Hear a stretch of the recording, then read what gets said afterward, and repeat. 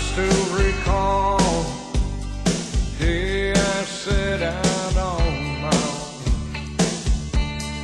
Not much at all, but dreams to make it all gone.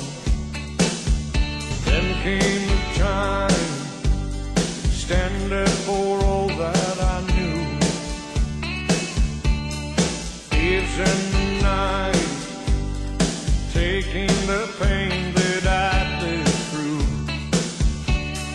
You at my side, finding the strength to move ahead, crossing the line with help and love from friends,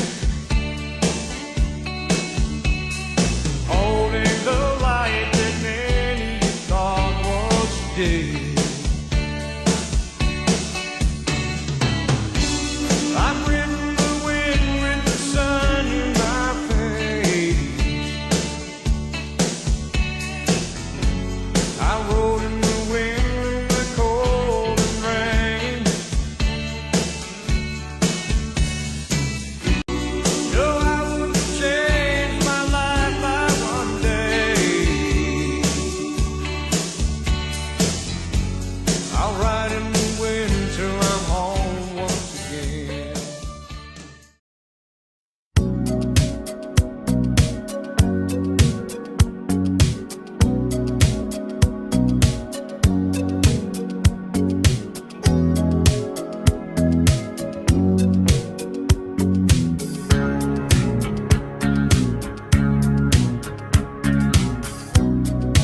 Out of the ruins, out from the wreckage, can't make the same mistake this time.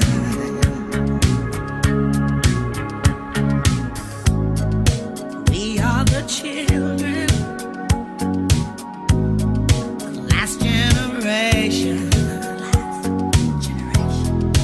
We are the ones they left behind. And I wonder when we are ever gonna change. Living under the fear till nothing else remains. We don't need another hero. We don't need to know the way home. All we want is life beyond the Thunderdome.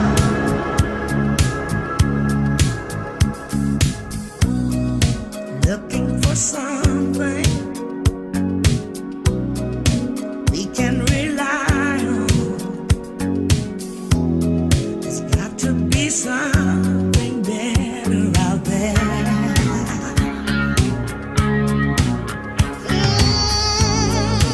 Love and compassion.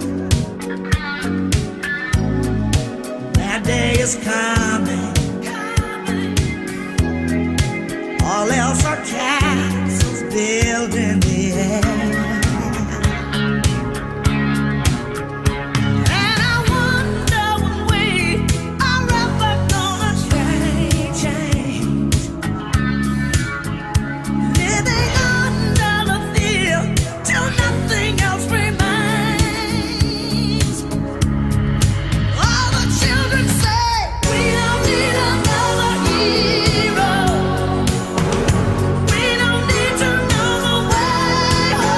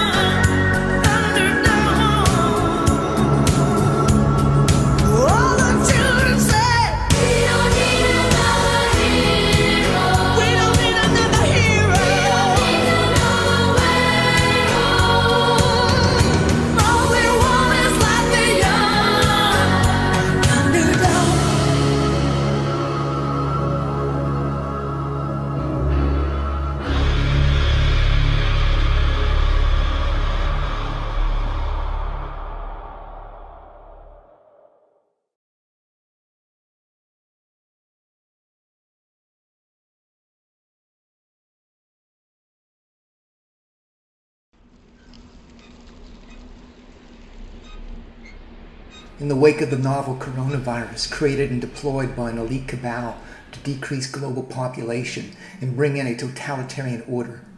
Billions of people have died. An underground resistance emerged and now struggles to survive while P3 Pharmaceutical Corporation Terminator units hunt them down.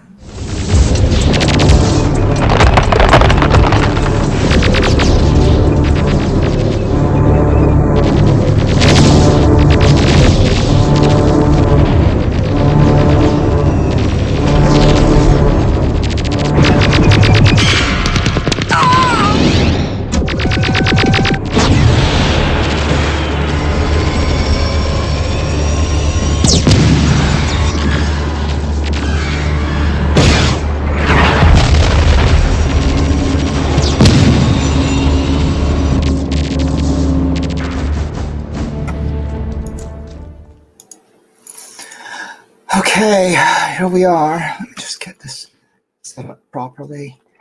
Couldn't set it up properly before. Okay, I think I'm good there. Just bear with me. Okay, this is Jen Smith. I'm broadcasting from the Resistance Bunker in the wasteland that used to be Canada. It appears that some people have survived. The resistance is organizing now to resist the global tyranny that is currently being set up all across the globe. So I'm glad that you could join me if you're out there. Are you out there?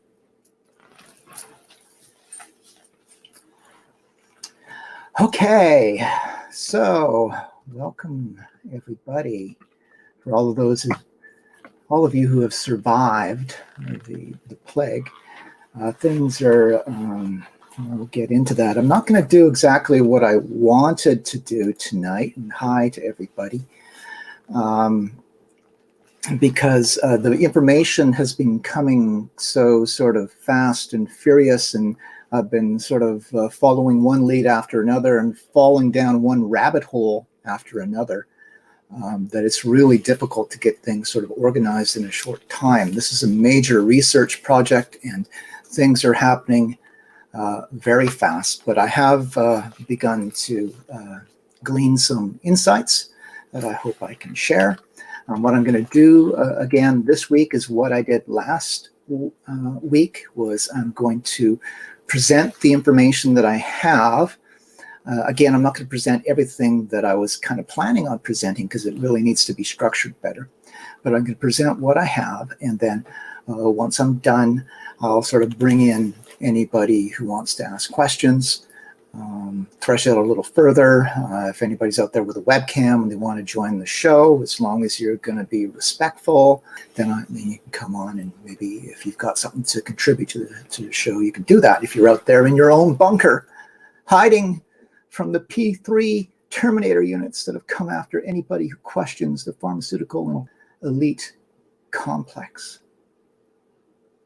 We'll get into that. Hi, Amanda. Hi, Adam. Adam's not going to stay with me. Huh, what a bully. Hi, Eva Madeline.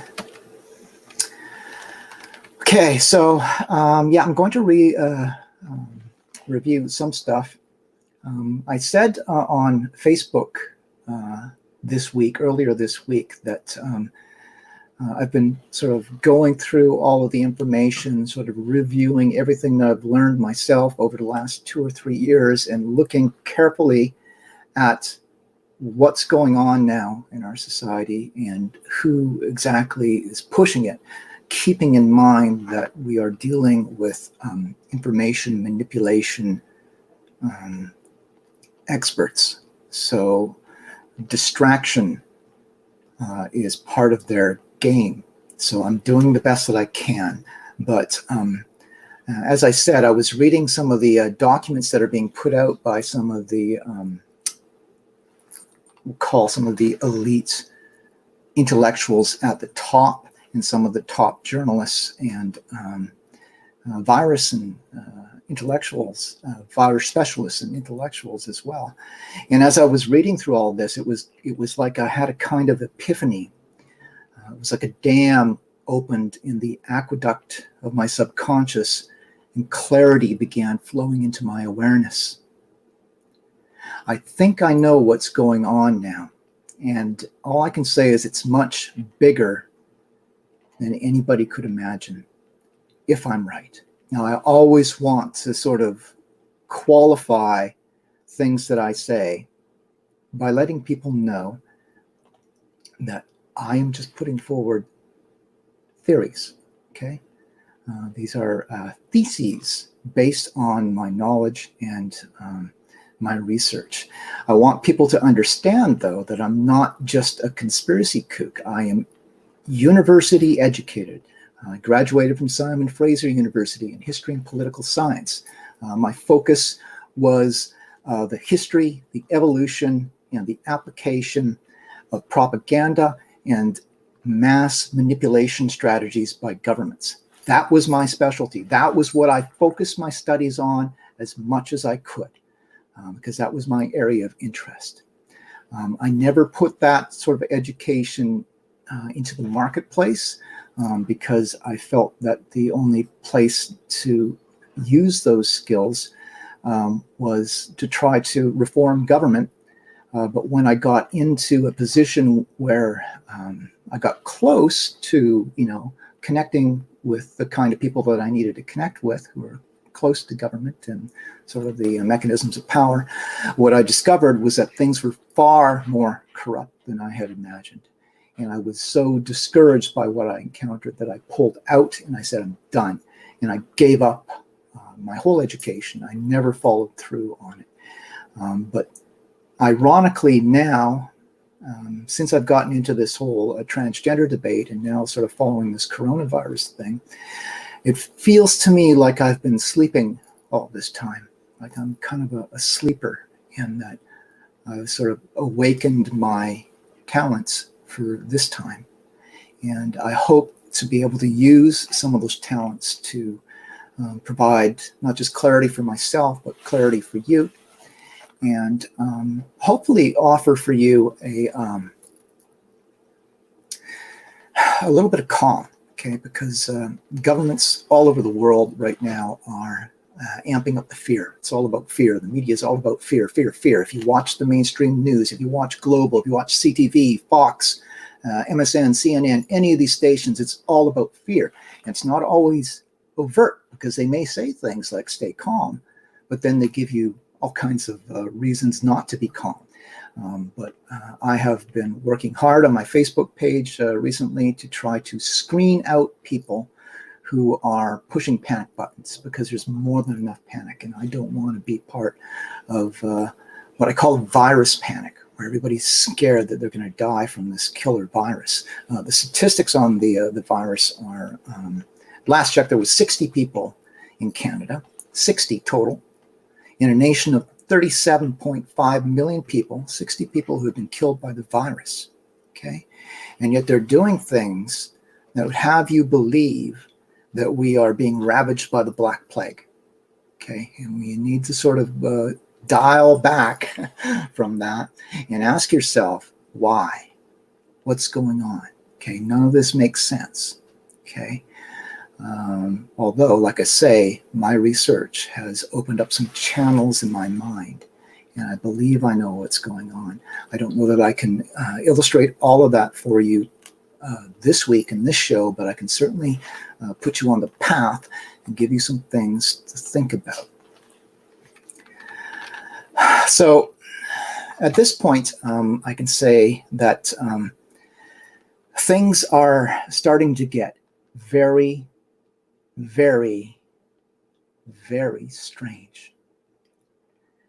Now, I don't often talk about my personal spiritual beliefs. I've tried to avoid that as much as possible. I've told people that I am not religious, so I'm not a Christian. I don't practice any religion. I am, however, somebody who believes in God. In fact, what I'm going to do is, we had some background noise here, so I'm going to make sure that background noise doesn't come back. Stay with me one second. But, let me maybe that gives a little extra to the post-apocalyptic feel. I don't know. Anyway, it's off now. But for this portion of the discussion, I don't want any background noise. So, as I say, I am actually, people might be surprised. They might think, a lot of people might think that because I have this wild wardrobe and I've got the wild presentation, and because I was into sex work at one point in my life, that I must be some sort of debased, shallow, superficial person. That is not the case. Okay, I've always been sort of deeply philosophical and spiritual. I am surrounded by books, many of which are history and related to politics and propaganda and stuff, but probably the vast majority are related to religion, mysticism, spiritualism, these types of things. Okay, so I've always been a very sort of deeply spiritual person. I say I believe in God, but I don't even like to use the word believe because I know that God exists. And I'm not going to unpack that for my atheist followers, okay? Because I know what they're going to say. They're going to say, well, how do you know? Prove it. Like, prove to me that you know. How can you possibly know? My response to that is always that it doesn't work that way. Okay, it doesn't work that way. In order to know that God exists, one of two things has to happen. You have to put in the work and prove it for yourself. Okay, and you really got to, like the Bible says, like Jesus says in the Bible, make yourself like a little child. That doesn't mean make yourself naive and stupid. That means you have to open your mind, and you have to go into it with a clear, open mind, and you have to go into it earnestly, and you have to be willing to sacrifice to do that. And if you do, what I call God will manifest to you. Okay, the other way to find out that God exists is through what is called a theophany. Theophany is when God intervenes and manifests to you, sort of like Saul's conversion on the road to Damascus, that type of thing, where God actually manifests in your life. And these types of things have been reported to happen. I kind of had something like that happen to me when I was young. I'm not going to get into it. Doesn't matter. Main thing is I'm very spiritual. I'm not religious. And like I say, I was this way even when I was in the sex trade. Okay, when I was still in the sex trade, I was a very spiritual person. I was very unusual. Now, when I was still doing sex work, I met some very interesting people, some connected people. And I've talked about this briefly in an interview I did with Freedom Free for All. So when I was in the sex trade, one of my clients, and I had a very sort of limited client list. I did it part-time. I didn't do it full-time. I had a very sort of short client list. Every now and then I'd advertise for new customers and stuff. I don't really want to unpack that. But the point is I met some interesting people in that process. One of the persons that I met and who became a regular client was a very sort of wealthy, connected, older man. I have given my word, as I did to pretty much all of my clients, that I would never identify him. So I'm not going to identify him. All I will say is that if you knew what he did for a living, you would be shocked. Okay, particularly when you hear sort of the rest of this story. Okay, so this older gentleman became what I would call smitten with me, or at least smitten with my body, because I won't get into that, but he was very sort of smitten by me. But he was also smitten by me because although there were other people out there who did what I did, he found me to be very unique. And that was because I was sort of a very sort of deep, philosophical, well-read, spiritual person. And so he kind of connected with me on that level too. And over time, I think he started developing some sort of feelings for me, I guess you'd say. Now, this guy, I should say that my understanding of him was that he was an atheist and a what I would call a rabid hedonist. Okay, so all about the pleasures of the flesh, right? But I understood him to be a hedonist. But again, because he was wealthy and successful and highly educated, graduated at the top of his class at an elite university, he was very smart, right? And because he was developing this affinity for me, and because he knew that I lived in relative poverty, I think he started feeling sorry for me. And so what happened was at one point, this gentleman came to me and he told me, and some of this was spoken between us, like orally and voice, face to face. Some of this was in text communications, and I actually have some of the screenshots of those text communications, but I'm not going to reveal those at this time. But he came to me and he said something to this effect: I'm involved in a project in British Columbia. Now, I need you to understand that this is just between you and me. Now, I should say that I never gave him my word that I wouldn't reveal the contents of any discussion that we had. I did say I would never reveal his identity, and I gave him my word on that, so I will never do that. But the contents of this discussion, he said, were essentially top secret. So he said that he was involved in what was essentially a stealth or secret project that was going on in British Columbia, and that it was related, or the project that he was involved in dealt with transgender issues, and that it was a project that was information focused. And I think this is one of the reasons why he thought to approach me with it, because he knew my background and my education in terms of having studied propaganda and information control strategies. So he said that basically that knowing my background and knowing how I sort of presented to the world that I was transgender, because he was involved in this stealth transgender project, that he thought that I might be the perfect person to assist with this project. Okay, now he didn't give me very clear details on what it was, but he just wanted to know whether or not I was interested. And what he also made clear was that if I agreed to take part in this project, that it would solve my financial problems. Okay, so basically he was talking about some sort of secret transgender project that was obviously very well funded, because it would be able to take somebody such as myself who lived in poverty and solve all of my financial problems. Right? So a well-funded project. But he said, okay, what I'm doing right now is I'm just sort of giving you an idea that this is an information project. It's stealth. It involves working with the public to change perceptions and stuff. But I can't give you all of the details. I just want to know whether you're interested. If you're interested in taking part in this, what I will do is I will go back to the people that I'm working with, and I will suggest that you be included in this project. And you need to understand that this was before I got into my activism. It was before I even really was aware of the level of transgender politics that were out there, because I just sort of lived my life and I didn't trouble myself with any laws or policies or stuff that were being put in place for transgender people. I just wasn't interested.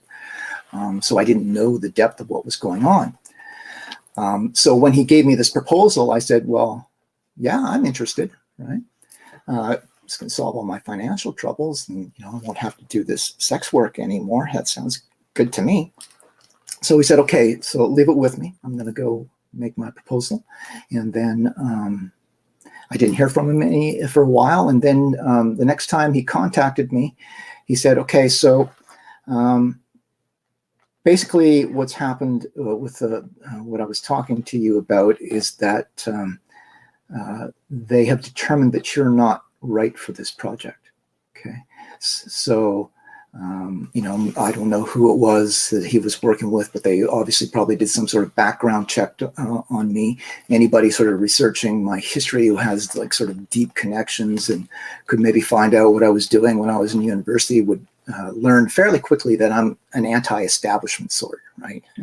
So if this was an establishment agenda, which it almost certainly was, knowing who this person was that I was dealing with, they would have, his associates would have said, just put your feelings and attractions to this Jen person aside and forget about it. This person is wrong for this project. Okay. So he told me that I'd been rejected. And then he said, okay, so what I need you to do from here on in regards to what we were talking about is never talk about it again. Period. It's a dead subject and I'm serious. Do not ever raise this subject with me again. And that was where it was ended. Now, what I should say is that during the course of my conversations with him, when we were talking about sort of the vague details of what this project was, he said something to me that startled me. Again, this was because he was, like I regarded him as an atheist. Now, I can't say that he actually was an atheist, but just everything he sort of said and did, and his basic philosophy that I came to know, suggested to me that he was an atheist. So what he said to me at one point startled me, because when he was explaining the details of this project, he said, what I need you to understand about this project in a bigger sense, what I want you to be clear on is that this is essentially spiritual in nature. Okay, now when this guy who I regarded as an atheist used the word spiritual, again, it sort of startled me, because it was the last word I was ever expecting to come out of this particular man's mouth. And yet there it was. And he put heavy emphasis on it, spiritual. So I've given you sort of a vague details of what was involved in this project. But from your perspective, what you should sort of understand is that, okay, so it was a stealth project. It involved shaping and reshaping public opinions. And he called it spiritual in nature and related to the transgender issue. So in retrospect, I look back, and you should sort of look back and say, if you presume, okay, because I know that this is just my word, right? So people can either accept it or reject it. I'm telling you it happened. And if you presume that it happened in the way that I say it did, and it did, think for yourself, okay, so the transgender agenda and some sort of big sort of social engineering project that involved shaping public consciousness. Spiritual. Like, why spiritual though? Like, what is spiritual about it? So that was sort of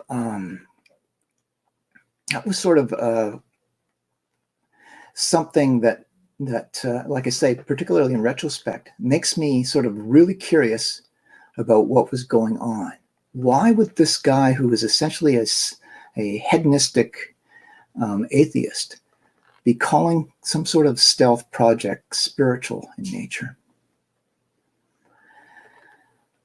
Now, this kind of takes us up to what's going on now.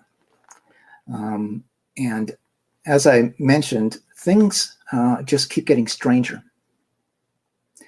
And to sort of set you up for getting an understanding of some of the peculiarities of what's going on, I want to just bring up some imagery for you. Let me just get this going here. There it is. Okay, so here we are. So let's just start when we're talking about the coronavirus. Okay, so first it was called the Wuhan virus, but epidemiologists and the World Health Organization and all these groups don't like to attach viruses to particular people or places because too much of a stigma, right?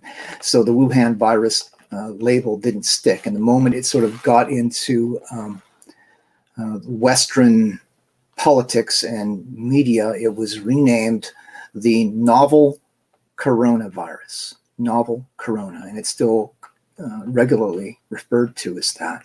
It's called COVID-19, COVID-19 as well, but the original name was novel corona. So let's just look at what that means. Novel. So here we go. Okay, so novel. What does novel mean? Well, novel means new. So novel and new. New is a synonym for novel. Okay. Right there, new. New is a synonym for novel. Corona. Okay, so here we have the total eclipse of the sun with the corona. So the corona is part of the sun. Hi, Kathy. Corona is part of the sun. So we've got new, corona, sun. So it's like new sun, right? Now, here's something else. This is going to come into play here shortly. Sun. So what you're looking at there is an object, a sacred object with a corona representing the sun. So stay with me here. New sun. And so what is the new sun? Well, new sun represents rebirth. So December 22nd through the 25th or 26th, typically we have the solstice, the winter solstice. And when that happens throughout history, it's generally been understood sort of symbolically that the sun reaches its lowest point and dies.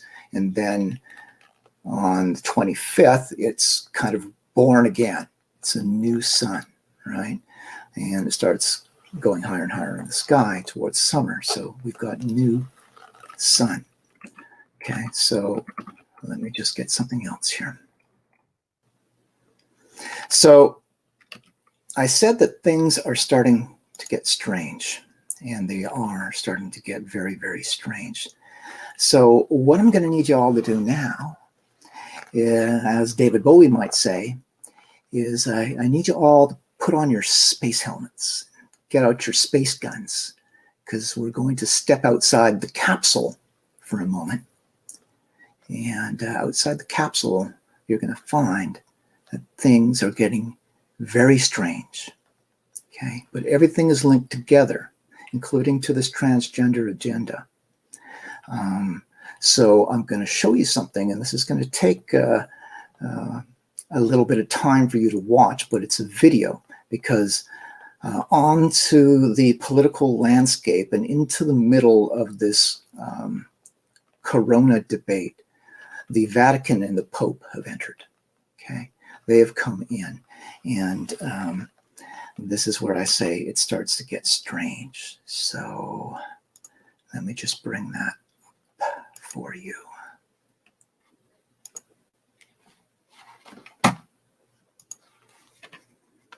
Okay, so I'm just going to give you something to watch here. I'm just going to mute my mic.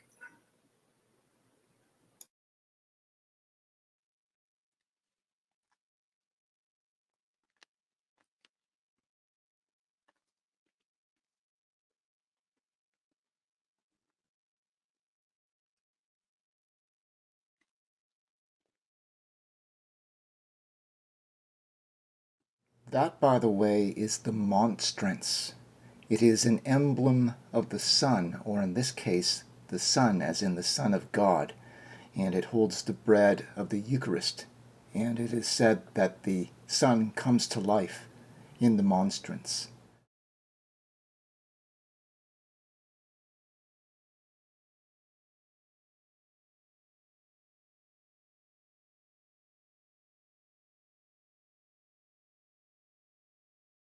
There will now be a moment of silence in which all of us may silently adore our Lord present here on the altar.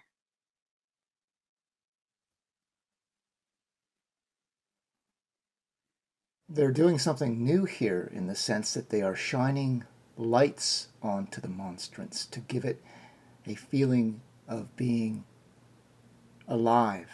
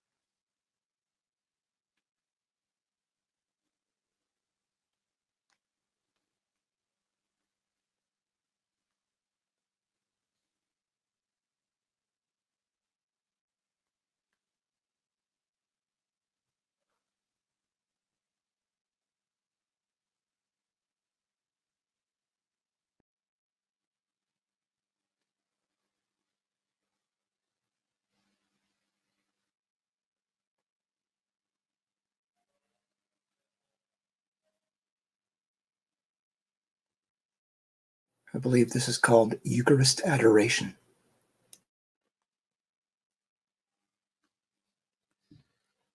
Vero Dio e vero uomo, realmente presente in questo santo sacramento, True God, Ti and true adoriamo, man, truly Signore. present in this holy nostro sacrament. The Salvatore, response is, Dio con noi, we adore fedele e you, ricco di O misericordia, Lord. Ti Our adoriamo, Savior, God Signore. with us, faithful Re and e rich in Signore del mercy, creato e della we adore you, storia, O Lord. Ti King and adoriamo, Lord, Signore. creation, Lord of vincitore creation del and of peccato e history, della morte, we adore Ti you, O Lord. adoriamo, Conqueror Signore. of sin and death, amico we adore dell'uomo, you, O Lord. risorto e vivo alla Friend of destra del humankind, the Padre, risen one, Ti the living one, who adoriamo, sits at the right Signore. hand of the Father. Okay, so what I'm going to do here is I'm going to highlight the words that I think are most important in terms of the Pope being in sync with the elite global agenda. Figlio unigenito del Padre, Only begotten disceso Son dal of the cielo Father, per la descended nostra from heaven for our salvezza, salvation. Crediamo We in believe in te, you, o O Lord. Signore. medico Heavenly celeste, Physician, che ti chini who sulla bows nostra down over miseria, our misery. Crediamo in te, o Signore. agnello Lamb who was immolato, slain, who che ti offer offri yourself per to rescue us riscattarci from dal male, evil. Crediamo in te, o Signore. buon Good pastore, Shepherd, che who doni la give your vita life per il for the gregge flock che ami, which you love. Crediamo in te, o Signore. pane vivo Living e bread and farmaco di medicine for immortalità, che ci immortality, doni la who give vita us eternal eterna, life. Crediamo Believe in in te, you, o O Lord. Signore. Our next response is, deliver us, O Lord. This is what I would call high-end mind manipulation, including the use of the lighting and including the fact that it was filmed in darkness.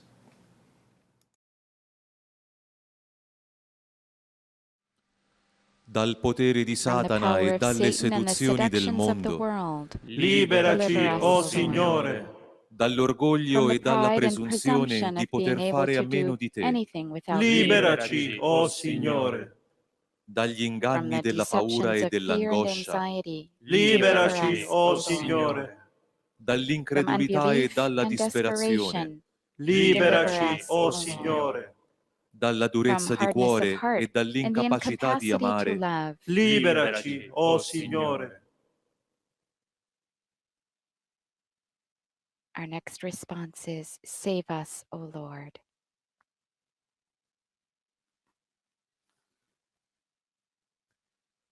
da tutti i mali From che every evil affliggono that afflicts l'umanità, humanity. Salvaci, o Signore. dalla From fame, hunger, dalla from carestia e famine, and from dall'egoismo, egoism. Salvaci, Save o us, O Signore. Lord. dalle From malattie, dalle illnesses, epidemie e epidemics, dalla and the paura del fear of our fratello, brothers and sisters. Save Salvaci, us, O o Lord. Signore. dalla follia From devastatrice, devastating madness, dagli from interessi ruthless spietati e interests, dalla and from violenza, violence. Save Salvaci, us, o O Lord. Signore. dagli From inganni, being dalla deceived, cattiva from false informazione e information, dalla and the manipulation manipolazione of delle coscienze. consciences. Salvaci, Save us, o O Signore. Guarda l'umanità, Protect humanity, atterrita dalla terrified by paura e fear and dall'angoscia. anguish. Consolaci, Comfort us, o O Lord. Signore. Guarda gli Protect the ammalati e i sick and the moribondi, dying, oppressi dalla oppressed by solitudine. loneliness. Consolaci, o Signore.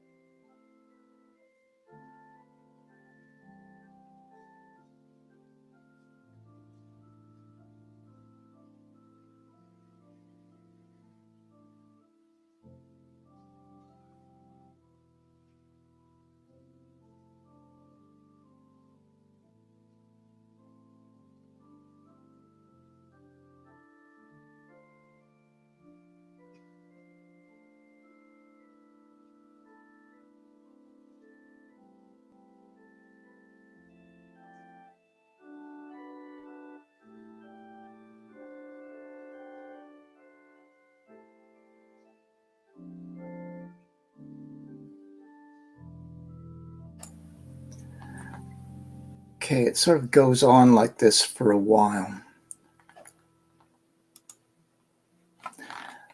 But, let's pause that for you. But,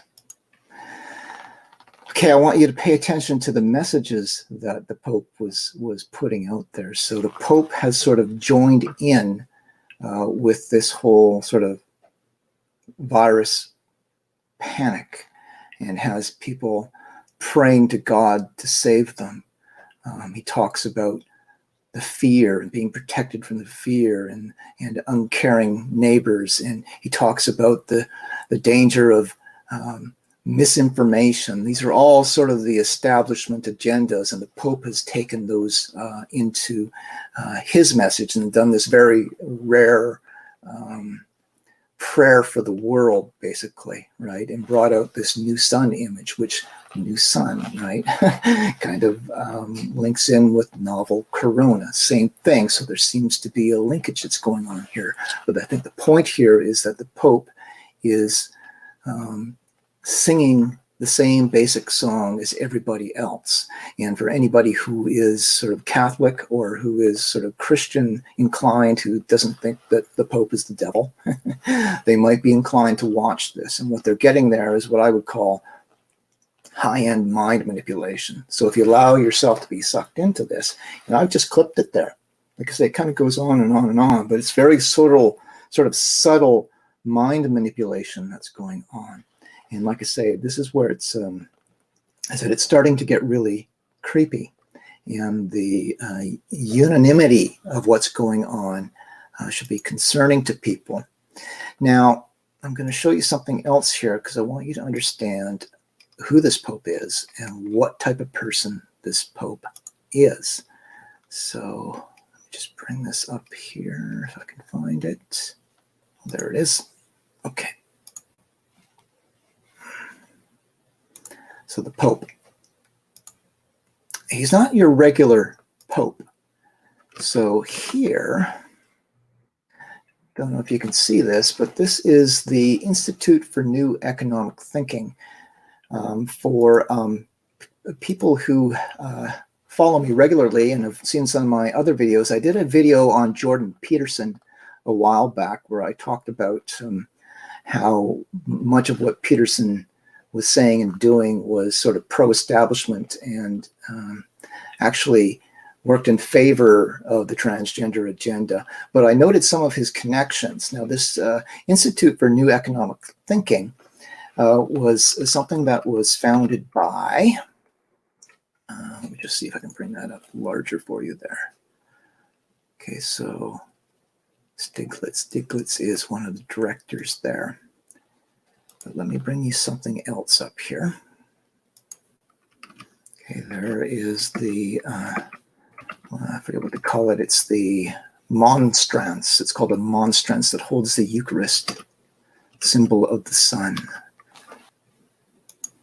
So the Pope aligning with this economic think tank to start educating people on economic, like people within the church, on economic thinking.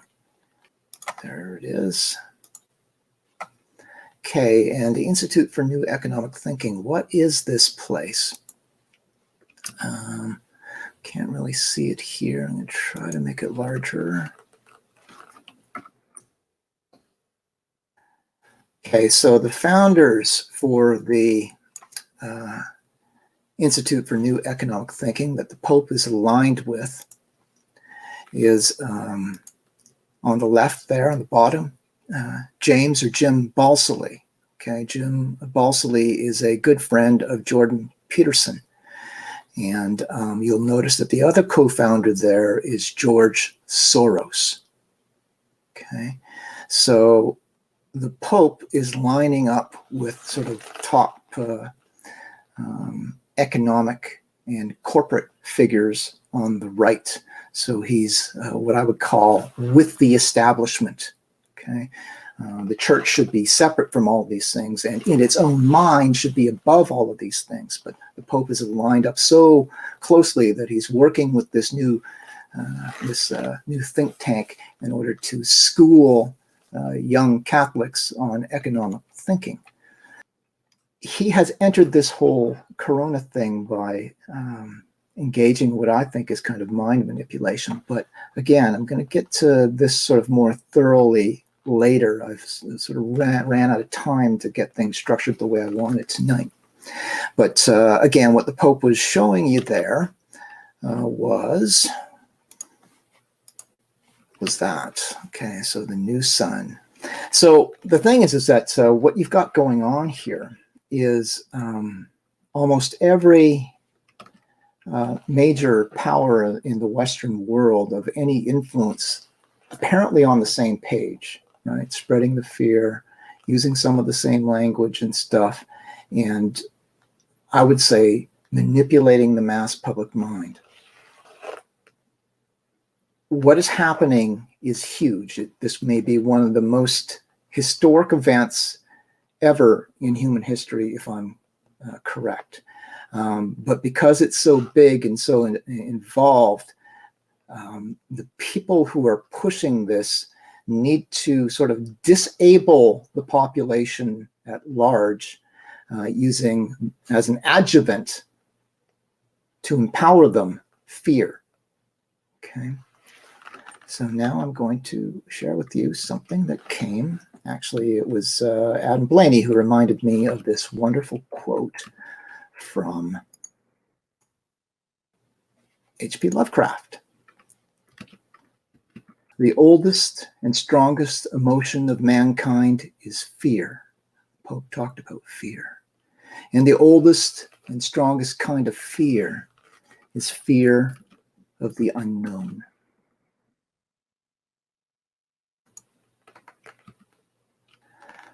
So now let's sort of link in again. So I've sort of have been troubled for some time why every government everywhere was seeming to do everything so casually to promote as much fear as possible. Why would they do something again, something like that? Because in Canada, 37.5 million people, we've had 60 people die allegedly because of the coronavirus. So why would you do something so stupid that is basically crashing our economy and paralyzing society? And well, just in the last 2 weeks, there's been, I think, upwards of 2 million people, and they're anticipating 3 million people in Canada, almost 10% of the population, to be thrown into unemployment by what's going on. So why are our governments doing everything to make people as frightened as possible? Connecting to my background in history and political manipulation strategies, what I would say is that fear is the blood that runs through the veins of an emerging totalitarian state. Fear is what puts it in power and keeps it alive until the population has been thoroughly conditioned. Once the population has been conditioned, the fear can be pulled back or reduced to mere maintenance level. But until it is established, the emerging totalitarian state uses fear as its weapon to achieve their goals. I want to show you something here. Okay, so just today, this was slid under my door. Okay, you're not going to be able to see the fine print, but on this one side, you can see it says okay. On the other side, it says help. Okay, this comes, it says, in case of disaster, display this sign out in the front window of the house or vehicle if you do not require assistance.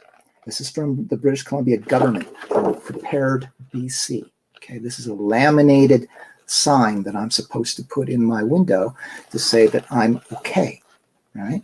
If I'm not okay, I'm supposed to flip it over. If I need help and assistance, I put this in my home window, or I put this in my vehicle window. So whatever authorities or spies they've got creeping around will see that I need help. Okay, so laminated signs for every household in British Columbia. Very expensive. They're hand delivering these things.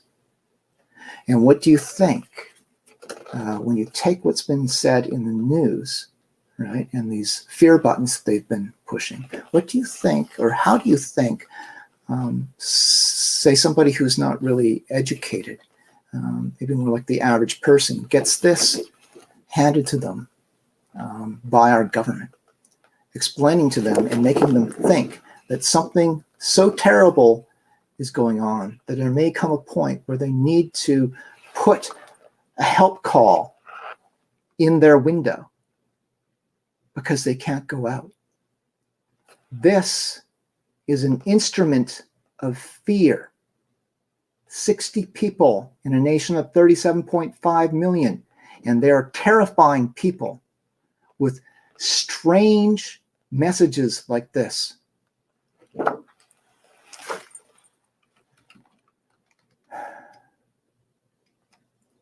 So what is going on? History is what's going on right now, and I'm convinced of this. And like I say, I'm just going to begin to start unpacking this week. But let me just for fun read a quote from one of my favorite authors, Robert Anton Wilson, from one of his novels. See if you can figure out why I'm reading this quote. In Cherry Knowles Mental Hospital in Sunderland, England, where it was already 11 the following morning, a schizophrenic patient who hadn't spoken in 10 years abruptly began exhorting to a ward attendant. "They're all coming back. Hitler, Goering, Stryker, the whole lot of them, and behind them the powers and persons from the other spheres who control them." End quote. They're all coming back because, you see, in my opinion, totalitarian world changers always think that they're doing the right thing. Okay, the Nazis did not think that they were doing something wrong. They thought that they were doing what was right, good, and true, and they didn't really care how many people got killed in the process because they were focused on a higher message that the average person just couldn't understand, and anybody who sort of didn't understand or got in their way was to be squashed and silenced in one way or another. So what's going on now in our society, I would argue, I'm going to get into this more shortly here, is that we have a collection of megalomaniac totalitarians reshaping the world in their image. And it's going to be big. Let me just show you another video here. It's a very brief one.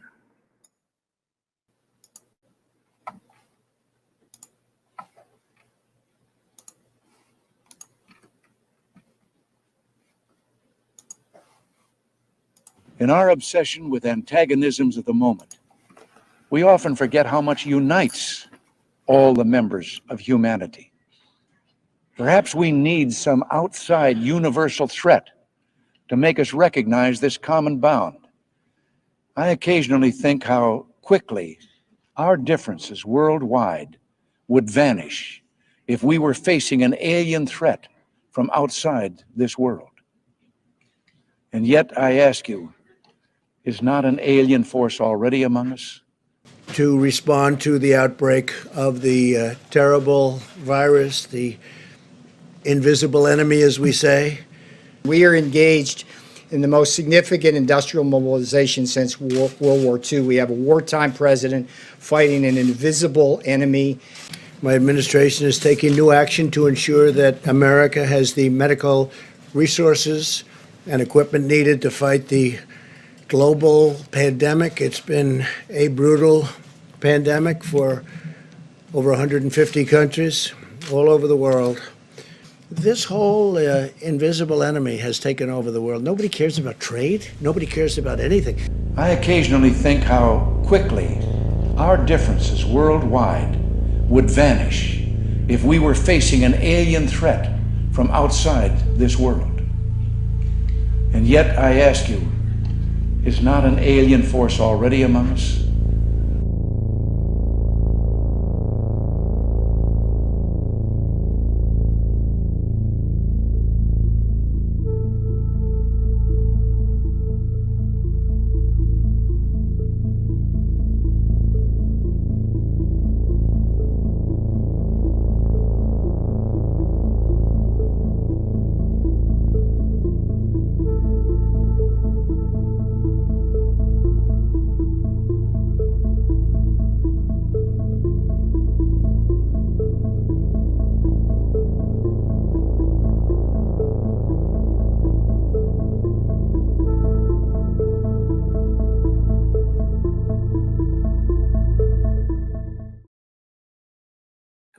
So what do we have there? We have a president talking about how fast the world would unite when having to confront an alien enemy, and how fast all of our differences would disappear when confronted by an alien, or in this case, an invisible enemy.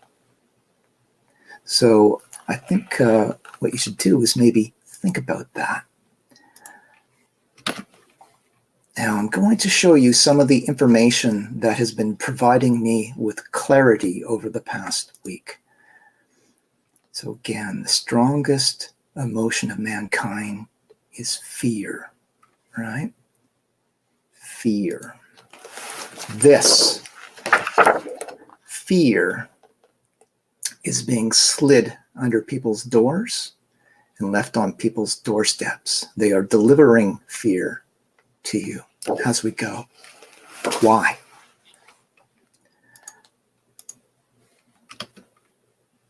Back to my notes.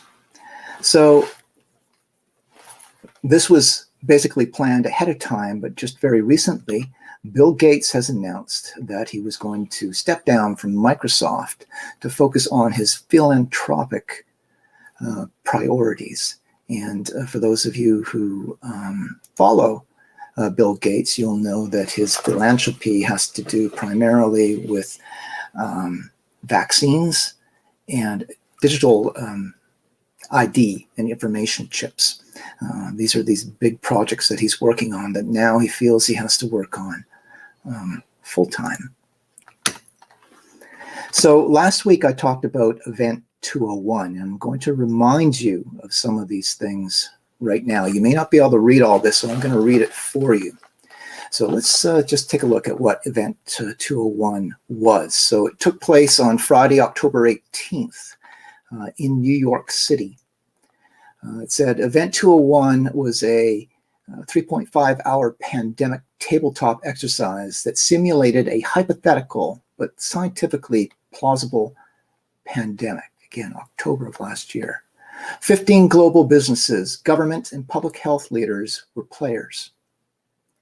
In recent years, the world has seen a growing number of epidemic events amounting to approximately 200 events annually. That's an interesting approximation, but we'll come back to that. But this gives them their name, allegedly. Experts agree that it's only a matter of time before one of these epidemics becomes global, a pandemic with potentially catastrophic consequences. A severe pandemic, which becomes Event 201, would require reliable cooperation among several industries, national governments, and key international institutions. So that last bit there, I would suggest, sounds an awful lot like what some people call corporatism or fascism. So this merger of corporate and state power, right? In the name of saving the world from a pandemic. So let's just go back to this. Okay, so a lot of key players were involved. We know that Bill Gates was involved. We know that other persons were involved that I'll get into. The exercise team, though, it's interesting that the exercise team included somebody named Randy Larson, who was a U.S. Air Force retired, Randy Larson. Well, who is Randy Larson? Here is Randy Larson. This is biography basically on the Center for Biosecurity. Randy Larson is the founding director of the Institute for Homeland Security, the National Security Advisor at the Center for Biosecurity, and chairman of the Department of Military Strategy. He was one of the first witnesses to testify before the 9/11 Commission. He's a member of the Council on Foreign Relations, one of the most influential groups in the world. During the past 15 years, his research has been focused on biological and nuclear terrorism and transportation security. His articles have been published in the Washington Post, the Wall Street Journal, US Today, the New York Post, Business Week. Since 2002, he has served as a CBS News consultant and on-camera analyst. He has been a frequent guest commentator on various shows, including ABC World News Tonight, NBC Evening News, Fox News, etc., etc., etc.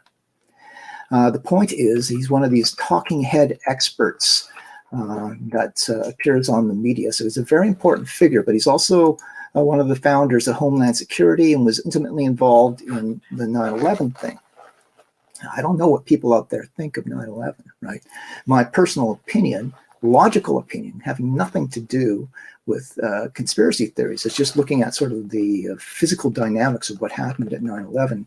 It is my opinion, and I think Architects and Engineers for Truth, this massive collection of architects who came together to analyze what happened during 9/11, had it right when they said there's no way that a plane crashing into these buildings and the resultant fire could have brought those towers down the way they went down, which is straight down, more or less, like a controlled demolition.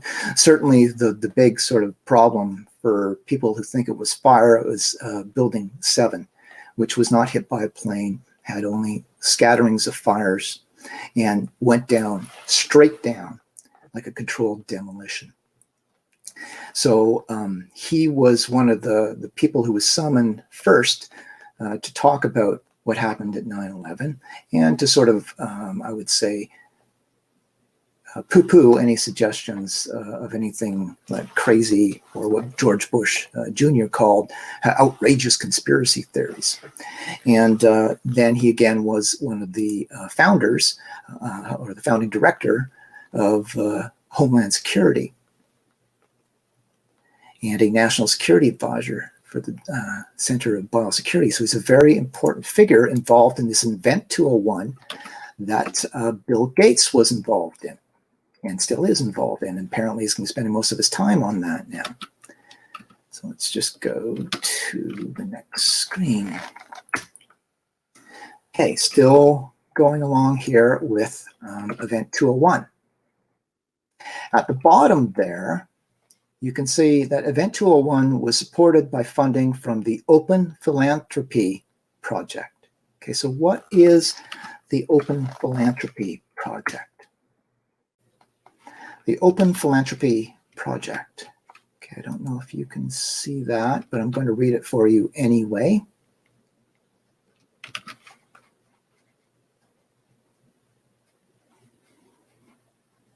There it is. Okay, so the Open Philanthropy Project is something that was founded by Holden Kamosky and notably Dustin Mokovitz and his wife, Carrie Tuna. Okay, not Charlie Tuna, but Carrie Tuna. Okay, so Dustin Mokovitz helped found it. And who is Dustin Mokovitz? Well, he was the co-founder of Facebook. And the focus areas of this Open Philanthropy Project defines their cause as the field around a particular problem or opportunity, such as preventing pandemics. And they focus on high priority issues. Okay, so he's one of the founders of Facebook. Okay, now let's go back to something else here. Go. So that is the Open Philanthropy Project. So we've got Bill Gates, and now we've got one of the founding members of the Open Philanthropy Project. Now, one of the things that I found interesting about 201 is that although they claim that their reason that they named Event 201 is this rough estimate of 200 events annually, which is a very, very rough estimate. Now, it may just be coincidental, but as you might be able to see here, a popular term for military personnel folders over the years has been the 201 file.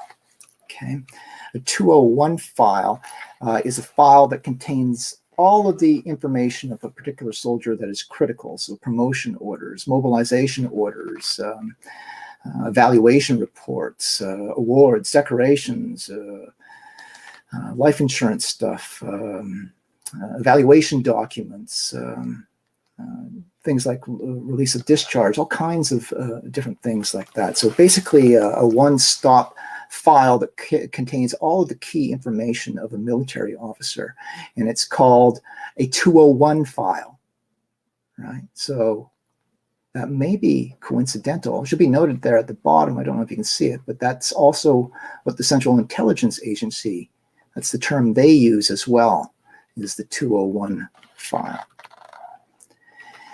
Now, let's just move along. So enter ID 2020.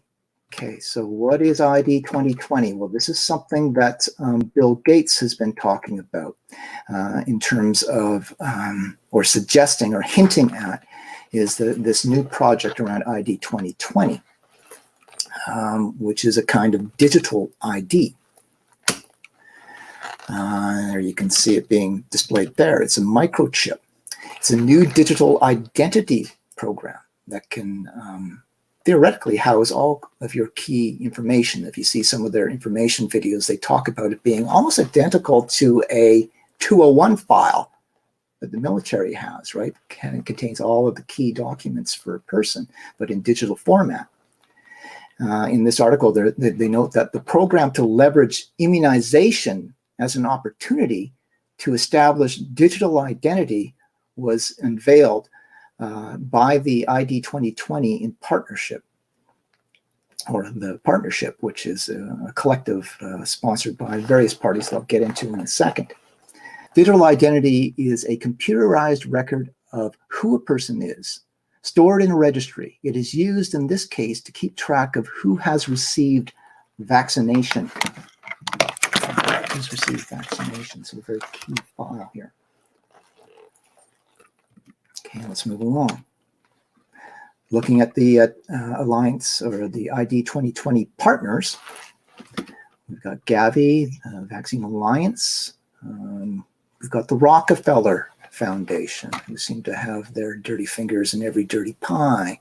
We've got Microsoft under the guidance of Bill Gates once at the time that they joined, right? So some very key figures there.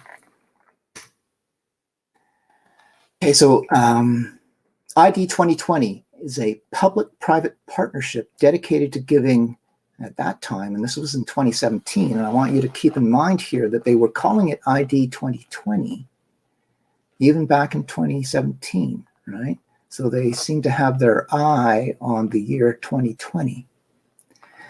So a public-private partnership dedicated to giving 1/6 of the world's population access to officially recognized identity. The event launches ID 2020 Alliance. The ID 2020 Alliance approach is supported by a grant from the Rockefeller Foundation, and as we saw, also Microsoft as well. And these organizations, particularly Bill Gates has been all over this coronavirus thing. And here you can see their meeting, okay? We had that in the video, the little Reagan video there. This is the meeting, or what they call the summit, the ID 2020 summit, that gathered all kinds of key people to discuss this project. Now, there are weird things going on here. I think we'll come back to this. Bill Gates is also involved in a tattoo, and he talked about this in a recent talk where he was saying that what needs to come out of this current pandemic is a kind of tattoo that he's developed that gets embedded in the skin that will enable people to quickly identify who has been vaccinated and who hasn't been vaccinated.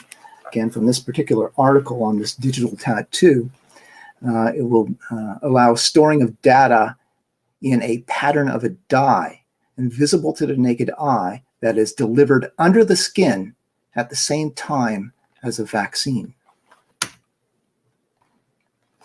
Now, ID 2020, again, Bill Gates has been involved in through Microsoft, but Bill Gates is also involved in something called FP 2020.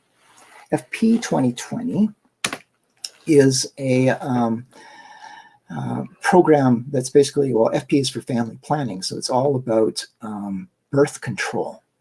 And you can see here from the Bill and Melinda Gates Foundation that they gave almost $8 million to Merck, the pharmaceutical company. I mean, it's usually the other way around. Usually you've got big, rich pharmaceutical companies giving money to nonprofits like the Bill and Melinda Gates Foundation, but it's been turned around here. And here we've got the nonprofit charity giving $8 million to Merck Pharmaceutical. And what for? To double the Implanon NXT volumes to 10 million units per year that will be made available as part of the FP 2020 program to countries around the globe. And what is Implanon NXT? Well, it's again, it's a contraceptive implanted, preloaded in a disposable applicator. The implant is small, soft, flexible rod, which contains 6 to 8 milligrams of the active substance. Basically, birth control. And this is going to link into the other stuff that we're talking about there. But as you might have noticed here in the previous screen, there he was the Gates Foundation was giving $7 million to International Planned Parenthood. So they're interested in microchipping people, giving them technology that's implanted that controls birth, right? So ID 2020, FP 2020, both of these programs were called 2020 years ago, as if they were planning on this being launched in the year 2020. And so again, back to the Open Philanthropy Project and some of the new players who are coming onto the scene here. Dustin Moskovitz, co-founder of Facebook. See a little better there. Now, who has entered the fray on this corona thing? Well, it's Mark Zuckerberg. And Bill Gates have joined to search for a coronavirus cure. So billionaires Mark Zuckerberg and Bill Gates have joined forces to work on finding a treatment.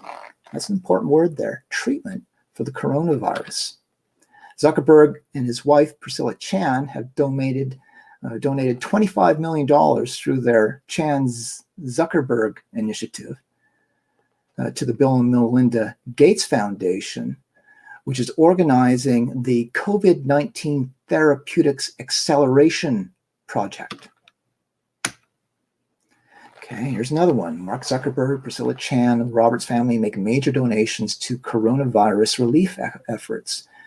The Chan-Zuckerberg Initiative, the health-focused philanthropic entity headed by Facebook CEO Mark Zuckerberg and his wife, Dr. Priscilla Chan, have donated $25 million to the Bill and Melinda Gates Foundation to help explore treatment options for the fast-spreading COVID-19 virus.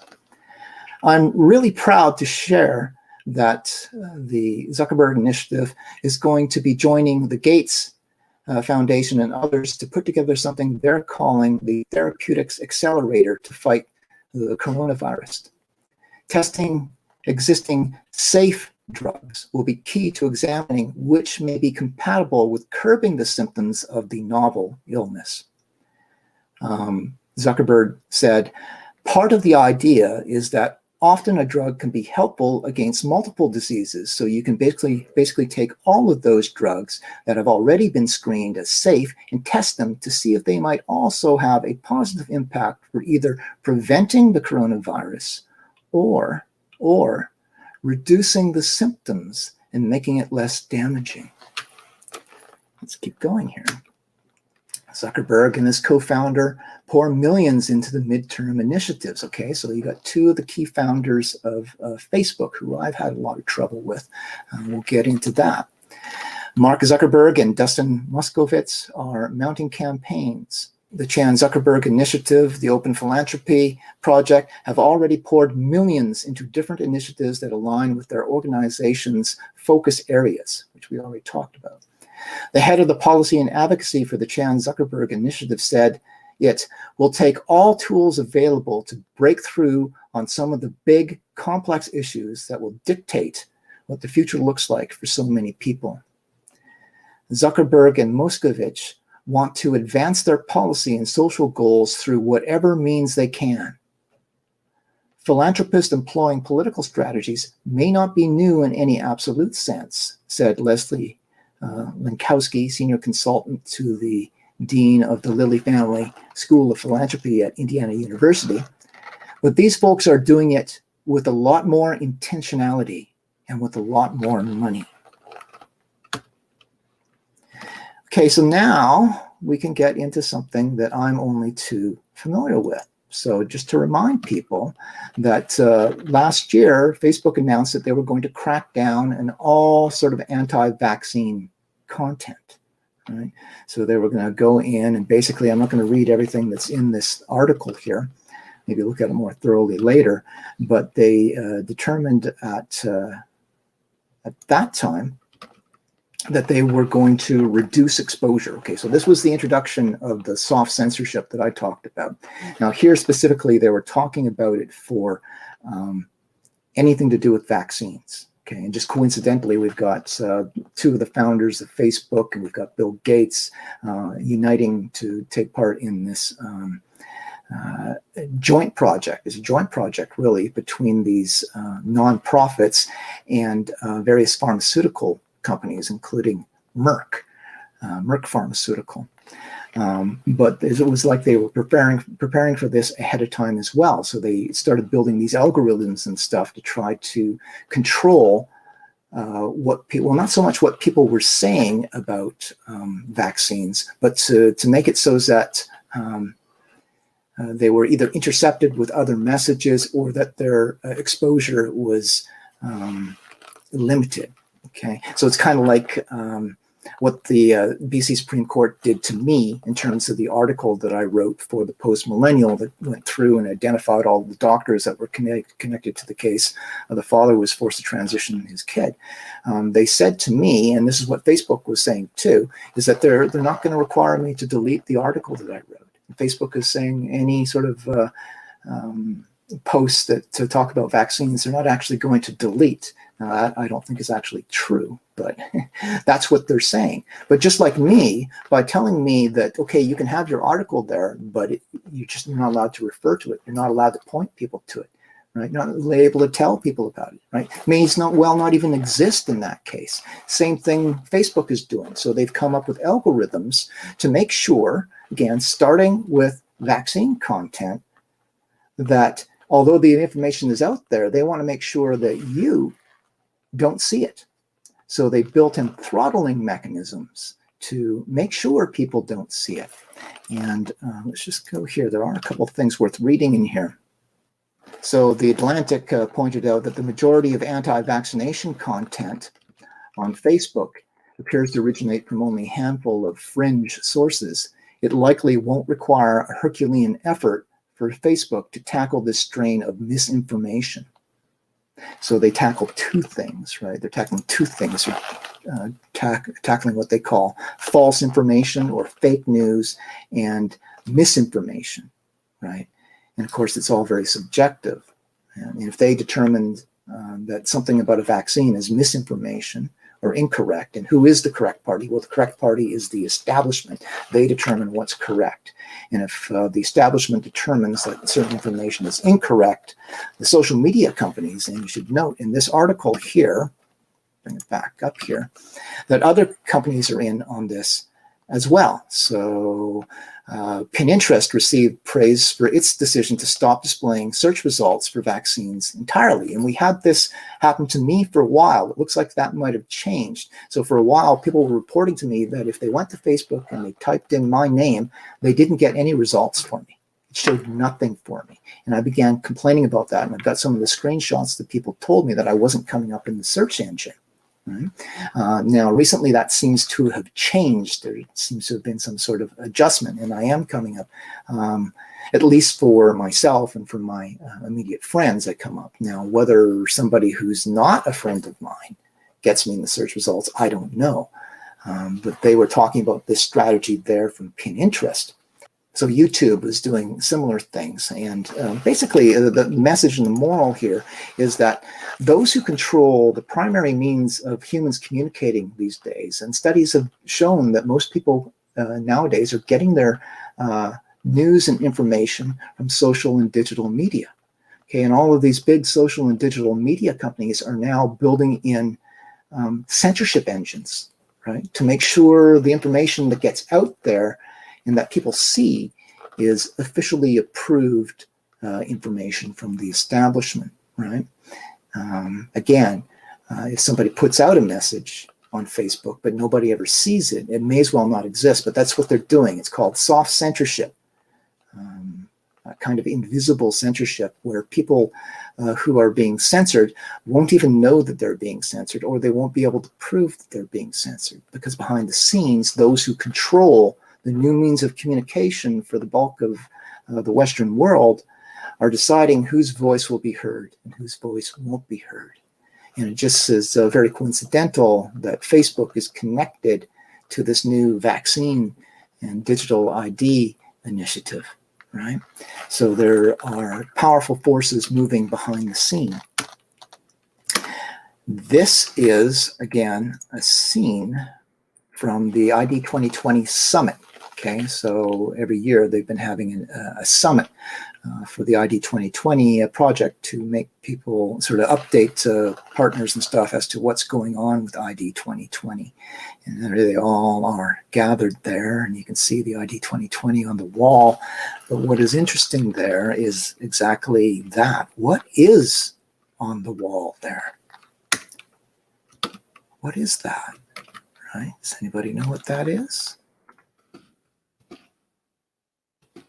Okay, so there is some controversy as to what this giant spotlighted plaque statue thing is on the wall that they have made so prominent there. Very large, well lit up. What is that? I'm not going to break that down for you now, but I believe what's happening essentially right now is that we have connections. So there are overlaps between the coronavirus, the response to the coronavirus, all of these initiatives and programs that are going on, and what has been happening with the transgender agenda. I should be noted, by the way, let me just bring this up, and talking about Facebook censorship, that we have other interesting things happening. There it is. Okay, here it comes.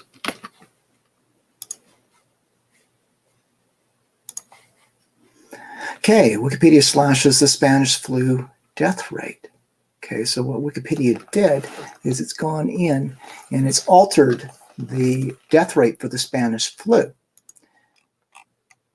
This is pictures from the Spanish flu, the hospital beds, the makeshift hospital beds, which we're led to believe is the same thing as happening right now, but it was quite different.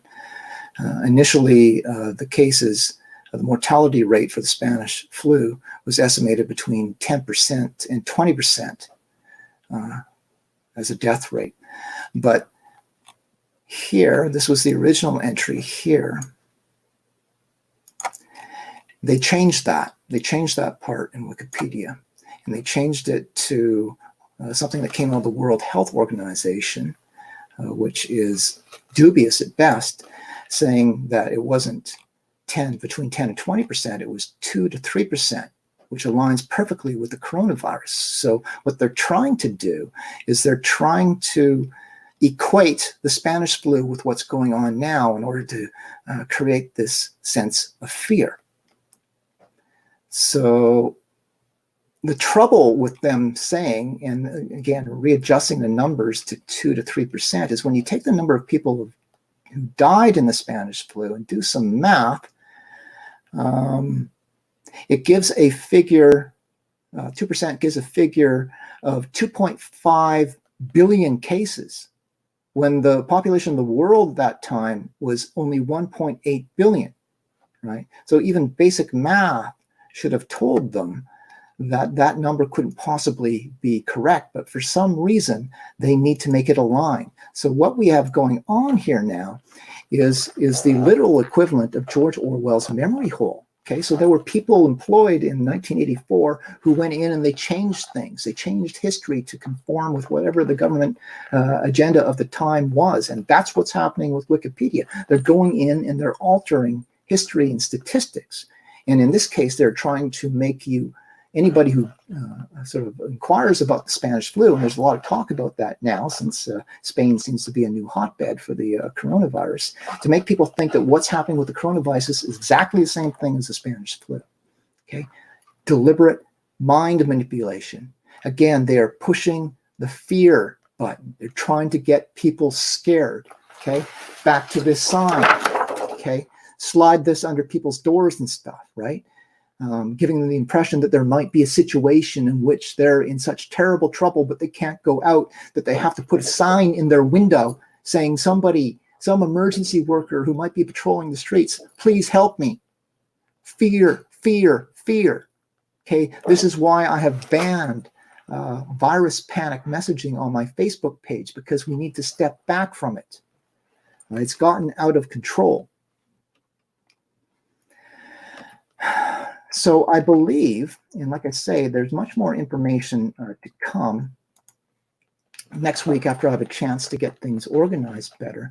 But the sort of epiphany that I've had in terms of what is happening right now is that I believe, and this is the only thing that sort of makes sense in terms of why you've got so many people across the board at the top of society, all apparently on the same page. Like, what would enable such a collection of people to come together on this? What I believe is happening right now, and again, this links in with the transgender agenda in some aspects. I'll get to that in a second. I'm almost done with my information I wanted to present today. Actually, like I say, I want to present more, but I don't have it all right now. But there is a linkage there. I believe that what is going on now is history. Okay, this is history in action.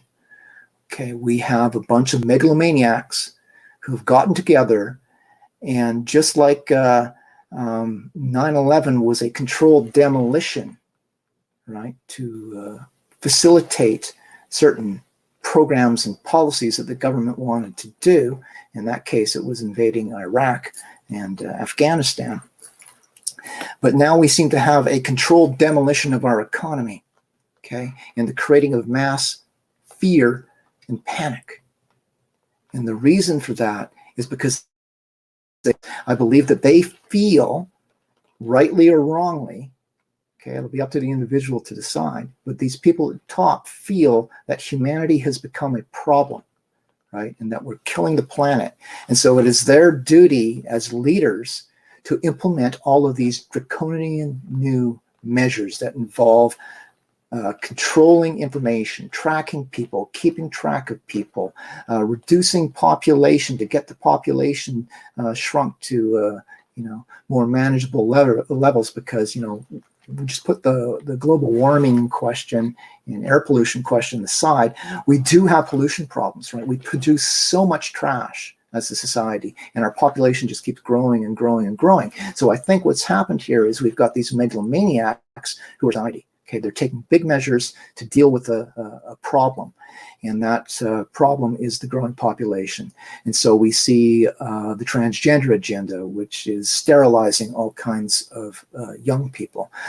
We see FP 2020, this Family Planning 2020 project, which is about implanted birth control and implanted either tattoos or digital chips that will enable neutral parties such as police or medical officials or any government official to identify who has had a vaccine and who has not had a vaccine. We may see a point in time where there are road checks, right? And unless you've got your digital ID and unless you can prove that you've been vaccinated, you will be taken from the vehicle and whisked off to an immunization center. Okay, this is just speculation. I don't know. But that seems to be what it's all about. And when you look at all the different parties that are aligning and coming up with the solutions, I can't see any other reasonable explanation for what is going on. Now, let me just bring up something else. I want to play this for you again, actually. Let's check this one out again. Pay very close attention. In our obsession with antagonisms of the moment, we often forget how much unites all the members of humanity. Perhaps we need some outside universal threat to make us recognize this common bound. I occasionally think how quickly our differences worldwide would vanish if we were facing an alien threat from outside this world. And yet, I ask you, is not an alien force already among us?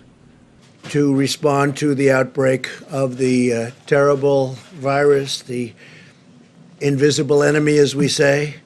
We are engaged in the most significant industrial mobilization since World War II. We have a wartime president fighting an invisible enemy.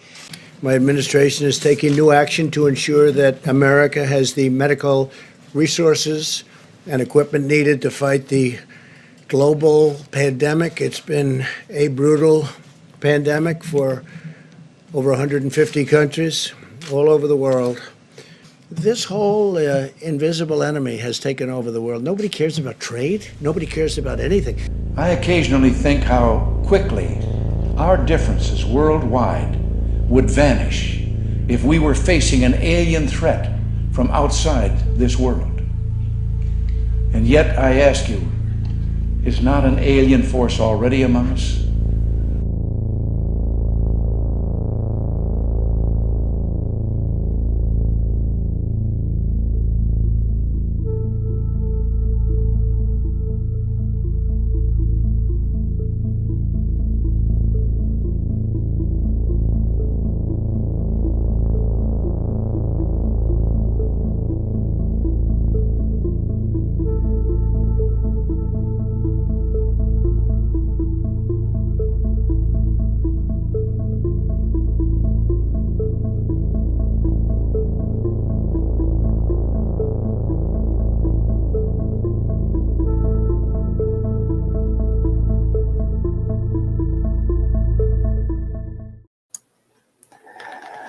Okay, so yeah, the question is Trump in on it? You're going to have to decide that for yourself. People who have followed me for a long time will know that my opinion is that the entire establishment is rotten. Okay, all of them. Okay, people say that the cream rises to the top. I say the scum rises to the top in our society, okay? And I do not believe that Trump is any different. And certainly the language that he's using about this invisible enemy and the world having to unite to fight this common enemy is completely in line with what I'm talking about here, right? This global mass initiative. But I'm not going to really go beyond that. So again, what I am sort of presenting here is a thesis.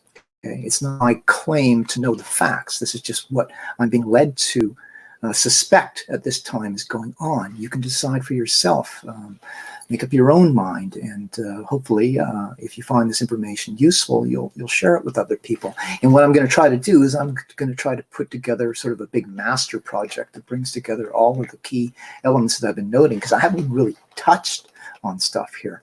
But the last thing that I'll sort of address here before I get into the questions is how I am, like, why am I saying that it's all sort of related? Why, like, how does what has happened to me over the last 2 or 3 years play in with this coronavirus thing?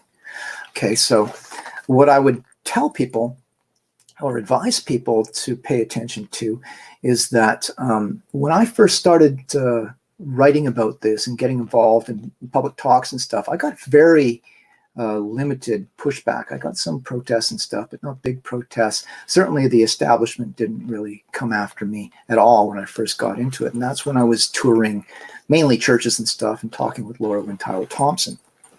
Once I stopped doing that, okay, once I decided to go solo, because I eventually determined that Laura Lynn and I were incompatible on numerous levels. So we went our separate ways, and it was rather nasty breakup, if you will. But whatever. The point is, we went our separate ways. And I did a complete rework of my presentation, right? And I decided that one of the things that I wanted to put in my new presentation was not only, you know, what's going on with the brainwashing in schools and stuff, but I wanted to show that the pharmaceutical industry and our experts who are pushing this were corrupt and had massive conflicts of interest. And this is sort of well known, actually, in the academic community, that the conflicts of interest in pharmaceutical research science is startling. I mean, you look at the DSM, the Diagnostic Statistical Manual for the American Psychiatric Association, and the task force that came up with all the guidelines is riddled with conflicts of interest, right? I think 65% or something like that of the people who worked on task force had connections to big pharma or other vested interests who stand or stood to gain from the recommendations in the DSM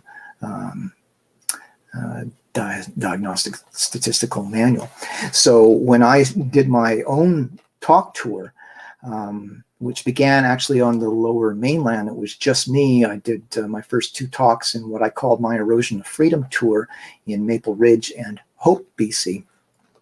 And the big new section that I added to that was a section that, again, exposed pharmaceutical corruption and focused on the integrity of the information, okay? Because so many people were getting into debates about the information details itself, and I sort of took a different approach. My approach was to target the sources of the information, right? To say that, okay, yes, you're getting all this information from these experts and stuff, but let's look at these experts. Who are these experts? What are their conflicts of interest? So I sort of went after the pharmaceutical medical complex. And by the time I got to my 3rd public talk, which is on Vancouver Island as part of my Vancouver Island talk tour, that's when everything blew up. Okay, that was when the establishment came down upon me. That's when I became almost public enemy #1 on this subject. And we had, you know, mayors and government people getting involved, trying to apply pressure to shut me up. We had the police stand down that took place in Oak Bay and stuff. So that was when things went nuts, when I started questioning the integrity of our experts. Keep in mind that some of the experts that I was talking about last year, leading into this year, are the experts who are front and center in this coronavirus thing, right? And are being, our government leaders are trying to portray them as heroes, but it goes more than that. Let me just show you something else here. because there was a trend, and there seems to be a big agenda going on. So let's listen last year to Justin Trudeau.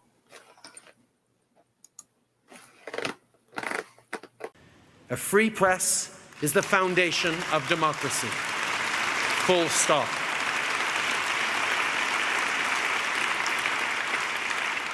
I know you believe that, and I know that's why you do the work you do. You have a pretty powerful responsibility, and as much as you guys can give me a hard time, I wouldn't have it any other way.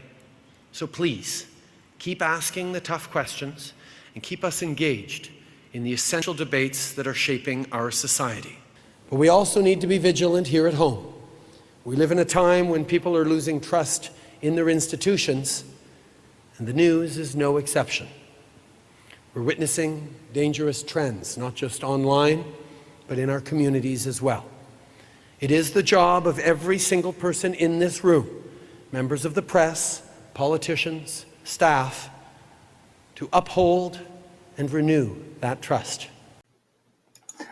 Uphold and renew that trust. Okay, so it's been recognized at the top of society that our leaders, our political leaders, our corporate leaders, our scientific establishment have credibility issues in terms of corruption and stuff. This has been recognized for a long time. And there we have Trudeau last year talking about how it was so important for the media.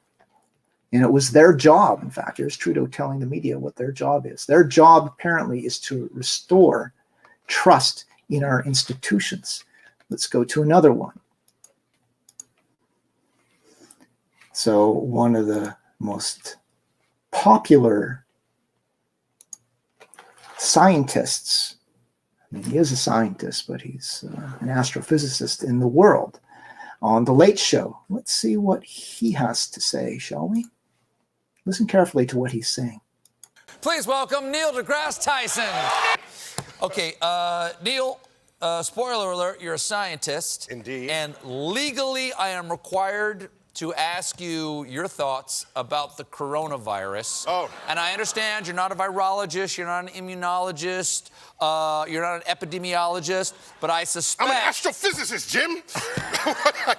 I suspect you have an opinion.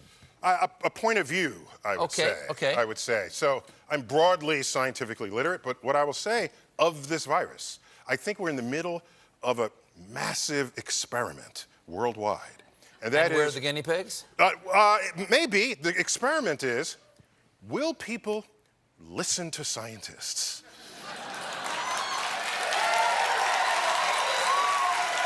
In this case, referring to medical professionals. Medical professionals. In this particular case. Say Anthony Fauci over at Allergy and Infectious Disease. For example, Yep. and are you washing your hands? And are you taking these precautions? These are warnings offered by scientists. And for our own good. For our own good. I'd be interesting if we all paid attention to what scientists say. Mm-hmm. Maybe the coronavirus will just blow on by with a minimum of cases. And then we kicked its ass for obeying the recommendations of scientists on how to minimize your chances of getting it. That would be, it's an interesting experiment we're in the middle of. It's an interesting experiment we're in the middle of. Okay, so what he doesn't do there, so he's saying that people need to trust our medical and, in this case, pharmaceutical scientists. And if we just trust them, that they're going to solve all of our problems for us. There is nothing in his little talk there about what I talk about, which is that, well, yeah, it'd be really nice if all of our medical and pharmaceutical research scientists were trustworthy.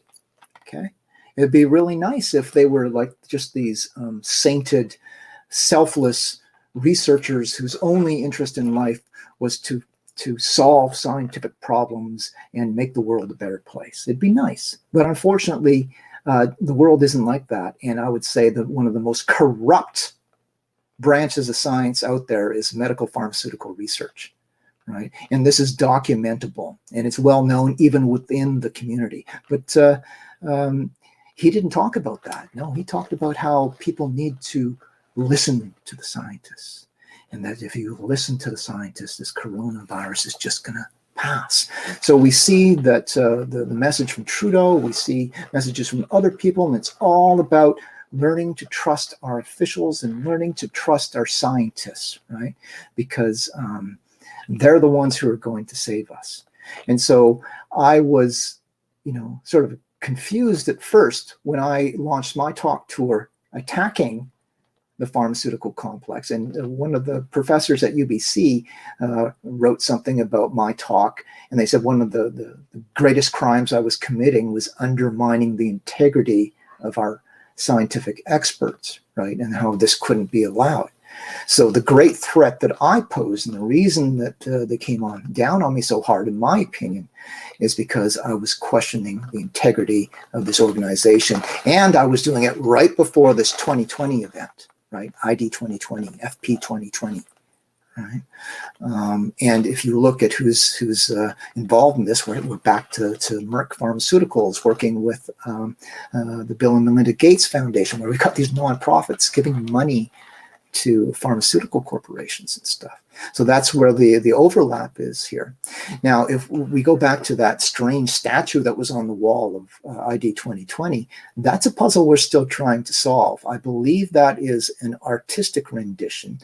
And some have suggested that it has something to do with transgenderism, if you like. I know a lot of people don't like that word, but I'm just going to put that aside for now. But it's a very curious thing that was part of it. And I think that I've gone through all of the most important information. So what I'm going to do now is I'm going to review the chat, and we'll see if there's any questions. Does anybody have any questions?